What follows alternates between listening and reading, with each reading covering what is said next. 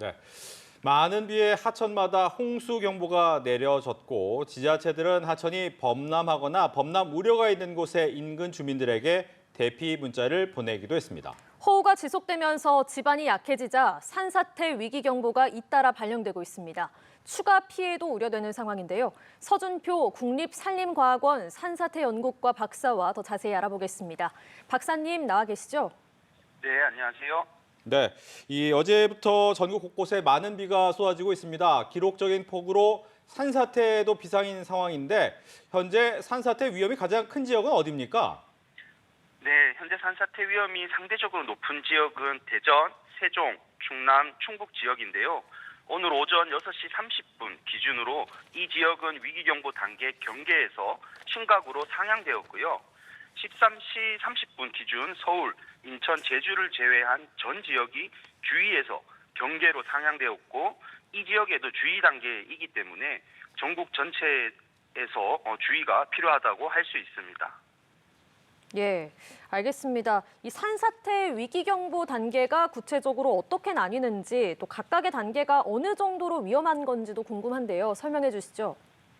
네, 산사태 위기경보는 전국 또는 광역시도 단위로 관심, 주의, 경계, 심각 이렇게 4단계로 산림청에서 발령을 하는데요. 심각 단계는 지금처럼 강하고 많은 비가 지속될 때 산사태가 발생할 위험이 매우 높은 시기라고 말씀드릴 수 있습니다. 네, 오늘 최대 150mm의 비가 예보된 곳도 있는데 만약 이제 산사태 우려가 큰 지역, 상대적으로 큰 지역, 이런 지역에 비가 많이 내리게 된다면 피해는 얼마나 커질 수 있습니까? 네, 일반적으로 연속되는 비의 양이 200mm 이상이면 산사태가 발생할 수 있는데요. 지금처럼 강하고 많은 비가 지속될 때는 전국 어느 산에서도 산사태가 발생할 수 있는 환경이 조성되었다고 생각할 수 있고요. 특히 최근 내리는 비는 극한호우라고 할 만큼 과거에 경험하지 못한 많은 양과 강한 강도로 내리는데요. 과거에 괜찮았다고 해서 오늘 안전한 것은 아니기 때문에 관계기관에 대피 안내가 있으면 즉시 대피하시기를 당부드립니다.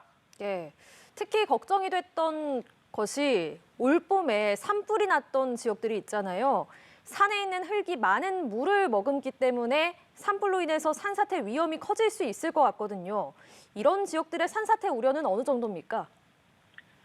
산불이 났던 지역에서는 나무와 식생이 불에 타서 없어지기 때문에 나무가 가지고 있는 산사태 저지 효과 기능, 크게 우산 효과와 뿌리 효과인데요. 이 기능이 서서히 감소하게 됩니다. 우산 효과는 나뭇잎이 빗물을 막아주면서 지표면 침식을 방지하는데 이 기능이 소실되고요. 뿌리 효과는 나무 뿌리가 땅 속에서 말뚝과 또는 그물처럼 흙을 잡아주는 역할인데 산불로 불에 탄 나무는 뿌리가 서서히 썩음으로써 흙을 고정하고 있는 붕괴 저지력이 서서히 감소하게 되는데요. 그래서 비가 오게 되면 빗물이 우산 효과 없이 지표로 바로 떨어지기 때문에 지표면 흙의 침식을 유발하게 되고 산사태와 같은 붕괴 위험도 증가할 수 있습니다. 네, 실제로 산사태로 매몰됐다, 구조됐다는 소식도 있고요. 아마 이런 산사태 특보가 발령된 지역의 주민들은 조금은 걱정이 많을 것 같은데 만약 이렇게 산사태가 발생하게 된다면 어떻게 대처를 해야 되는 것이 가장 안전할까요? 네, 산사태가 발생했다면 그곳을 빨리 벗어나야 하겠는데요. 벗어날 때는 산사태 진행 방향과 직각에 멀어지는 가장 높은 곳으로 대피하시고 대피 시에는 흙의 유입이라든지 침수 위험이 있는 지하주차장이나 고압전선 주변은 피하는 게 좋겠고요. 또한 하천이나 계곡을 건너야 하는 위험한 경우에는 무리하지 마시고 인근의 건물로 이동하셔서 산과 멀리 있는 가장 높은 층에서 머리를 보호하는 게 좋습니다. 그리고 대피 후에는 119와 같은 소방서라든지 시군구청 및 행정복지센터와 같은 관계 당국에 신고하시길 바랍니다. 예.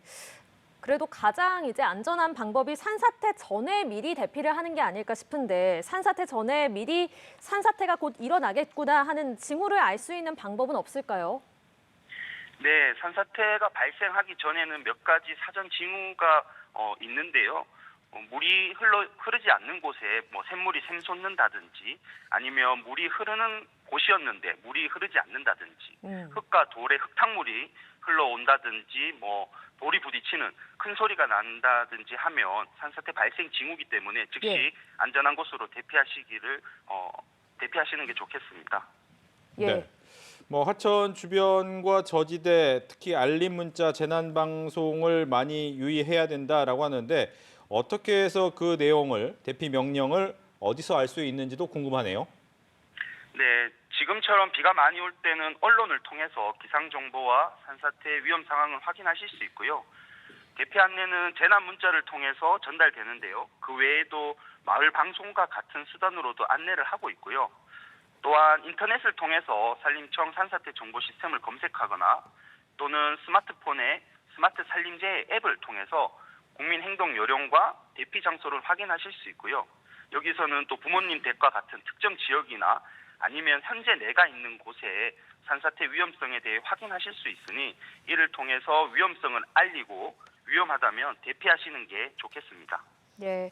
자, 박사님 여전히 많은 비가 내리고 있고 앞으로도 계속 내린다고 하기 때문에 지금보다 더 많은 침수나 범람, 산사태, 축대나 옹벽 붕괴 이런 게 추가로 있을 걸로도 보입니다. 이 방송을 지금 듣고 계실 시청자분들께 마지막으로 주의해야 할 점을 다시 한번 정리해 주실까요? 네. 며칠 사이 기록적인 폭우가 내렸고 또 앞으로도 비 예보가 있기 때문에 이런 상황에서는 산이 있는 전국 어느 곳에서든 산사태가 발생할 수 있는 환경이기 때문에 이를 인지하시고 피해 방지를 위해 시청자분들의 도움이 필요한데요. 현재 상황에서는 호우특보가 있는 지역에서는 선제적으로 대피하시는 것이 가장 좋겠고요. 그렇지 않다면 산사태 행동 요령과 대피 장소를 사전에 확인하시고 대피 명령이 내려지면 즉시 대피하시길 당부드립니다. 마지막으로 과거에 괜찮았다고 해서 오늘 안전한 것은 아니기 때문에 대피 안내가 있으면 즉시 그리고 반드시 대피하시기를 다시 한번 당부드립니다. 예, 알겠습니다. 지금까지 서준표 국립산림과학원 산사태 연구과 박사와 이야기 나눠봤습니다. 박사님 오늘 고맙습니다. 네, 감사합니다.